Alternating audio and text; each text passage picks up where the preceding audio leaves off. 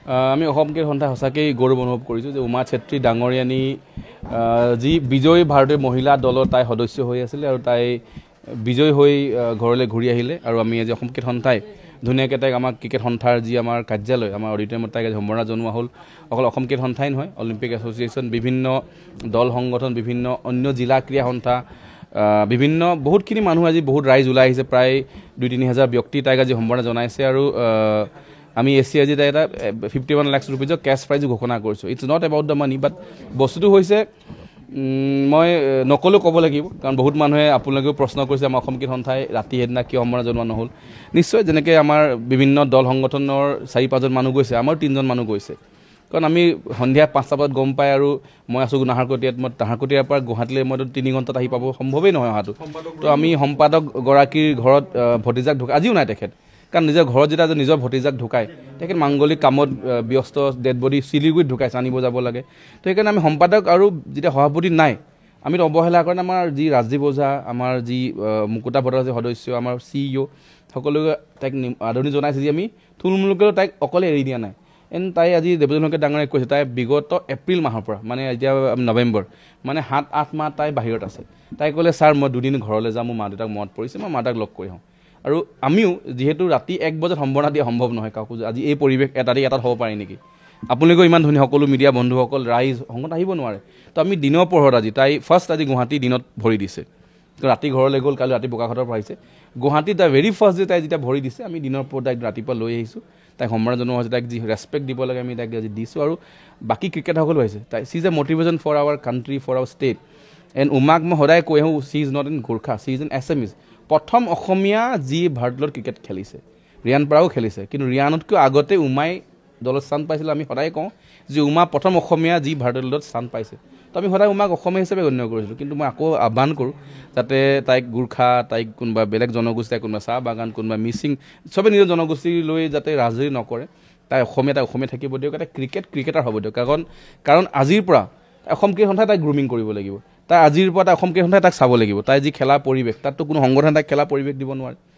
তো অসম ক্ৰিকেট সন্থাক যদি কোনো ভিলেন সজাই দিয়ে কেনেকৈ সম্ভৱ, কাৰণ তাই 10 বছৰে যে আজি যি জেগাত তাই পাইছেহি, উমা চেত্ৰী ডাঙৰীয়ানীয়ে যি পাৰফৰ্ম কৰিলে, অসম ক্ৰিকেট সন্থাই প্লেটফৰ্ম দিয়াৰ সুযোগ দিয়া, তাই ভাল খেলে, মই নোকোৱা নাই ভাল নাই খেলে, কিন্তু আমি টুৰ্ণামেণ্ট অৰ্গেনাইজ কৰা, তাই এক্সপ'জাৰ টুৰত পঠিয়াই দিয়া, অসম ক্ৰিকেট সন্থাই উমা চেত্ৰী আৰু গোটেই অসমৰ মহিলা দলটোক আমি মালয়েছিয়া পঠাইছোঁ, মালয়েছিয়ান নেশ্যনেল ক্ৰিকেট টিমৰ লগত প্ৰেক্টিচ কৰোৱাইছোঁ। তো এই প্লেটফৰ্মবিলাক অসম ক্ৰিকেট সন্থাই দিয়া নাই নেকি? দিয়াৰ বিনিময়তে উমা চেত্ৰী পাৰফৰ্ম কৰিছে, তাই আজি মই তাইক সুধিছোঁ কেনেকৈ তাইক নাৰ্ভাছ কৰিছোঁ ছাৰ, ইমান দেখা নাই। তো সেই নাৰ্ভাছ তাইক কোনে ব্ৰেক কৰিব, তাইক মটিভেশ্যন কোনে দিব? তাইকতো বেলেগ সংগঠনে দিব নোৱাৰে। ক্ৰিকেটাৰ, কোচ, মটিভেটৰ সকলোৱে আনি তাইক আমি তাইক আগন্তুক সময়ত তাই দেখা পাইছে, আপুনি এই খেলত তাই 2খন খেলিছে, এখন ৱাছ আউট হৈ গ'ল, খেলিব নাপালে, এখন তাই খেলিব পাইছে। তো এখন খেল ৱৰ্ল্ড কাপত খেলিতো তাই নিজৰ কেৰিয়াৰ বনাব নোৱাৰে।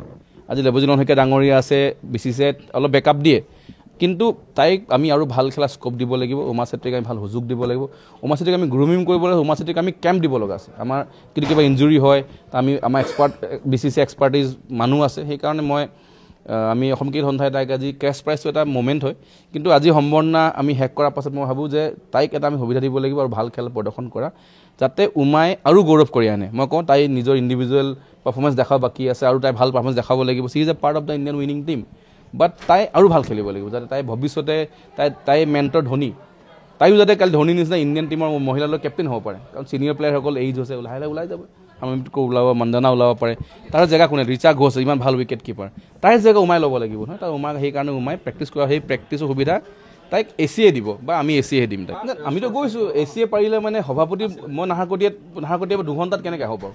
তেখেত আছিলে কাৰণে গ'ল, আমাৰ যি ব্যক্তি আছে গৈছে। বস্তু চিম্পল, গোৰ্খা ছাত্ৰ সন্থাৰ বন্ধুসকলক মই সন্মান জনাওঁ। তেখেতলোকেতো আজি ইয়াত গোৰ্খা মানুহ কমচে কম 1000 আছে, সেইদিনাতো 1000 গোৰ্খা লৈ যাব পাৰিলে হ'ল, লৈ যোৱা নাই কিয়? তেখেতলোকে পৰিৱেশ নাপালে, তেখেতলোকে সময় নাপালে। কাৰণ গোৰ্খা সেইটোৱে মই ক'লোঁ, ৰিচা ঘোষ দিনৰ পোহৰত আহিলে, ৰিচা ঘোষৰ লগত ৰিচা ঘোষ দিনৰ পোহৰত আহিলে, ইয়াত উমা চেত্ৰী ৰাতি 11 বজাত আহিছে। আজি আমি উমাক আদৰণি জনাইছোঁ, কাৰণ ৰাতি 1 বজাত মই ৰেলী কৰিব সম্ভৱ নহয়, ৰাতি 1 বজাত পৰিৱেশ নহয়। সেইকাৰণে যদি BCCI তাইক যদি সেই সময়ত আমাক কমিউনিকেট কৰি কালি দিনত আহিব, নিশ্চয় একে বহুত বস্তু কৰিব পাৰি যদি আমাক 3 ঘণ্টা আগত কয় যে উমা চেত্ৰী আমি ফ্লাইটত বহাই গৈ আছে 3 ঘণ্টাত লেণ্ড কৰে 3 ঘণ্টা আমি দিনতো নহয় ৰাতি 11 বজাত তো ৰাতি 11 বজাত মই ভাবোঁ it will be disrespect to Uma চেত্ৰীক যদি আমি ৰেলী বা এনেকুৱা এটা ACL ৰাতি 1 বজাত লৈ আহোঁ তো উমাৰ সন্মানৰ কাৰণে আমি তাক দিনৰ পোহৰ ধুনীয়াকৈ ৰাজহুৱাকৈ মই সম্বৰ্ধনা জনাওঁ যাতে নহ'লে মানুহে ক'লে হ'লে আন্ধাৰত কিয় কৰিলে আকৌ মানুহে ক'লে হ'লে উমাক ডিছৰেছপেক্ট কিয় কৰিছে মই আকৌ কওঁ যে গোৰ্খা ছাত্ৰ সন্থা বন্ধুসকলেও 4-5জন ব্যক্তি কাৰণ তেখেতলোকেতো বহুত গোটেই কমিটিখন যাব পাৰিলে সময় নাপালে কাৰণ নগ'ল মই ঠাট্টা কৰা নাই মই কৈছোঁ তেখেতলোক সময় নাপালে কাৰণ এনেকুৱা মমেণ্ট আহিলে প্ৰধানমন্ত্ৰীক লগ কৰিব গ'ল ৰাষ্ট্ৰপতি লগ কৰিব গ'ল ৰাষ্ট্ৰপতি লগ কৰি ছেইম ডে আকৌ এয়াৰপৰ্টলৈ পঠিয়াই দিছে তো এই গোটেই পৰিকল্পনাটো মানুহে সময়লৈ কৰে আমাকো সময় দিয়া হ'লে আমি ভালকৈ কৰিলোঁ হ'লে প্লেন আমি সেইটোতো আজি যেনেকৈ আমি প্লেন কৰিছোঁ তো মানুহে যদি ভাবে যে এনেকৈ আমিতো কোনো ভাবি থকা পৰিকল্পনা কৰা নাই আমি আপোনাক আগতে আমি মেইল পঠাইছোঁ যে আমি সম্বৰ্ধনা জনাম কিন্তু টাইমিংটো লৈ এটা আমাৰ অসুবিধা যদি আমি আগতে গম পোৱা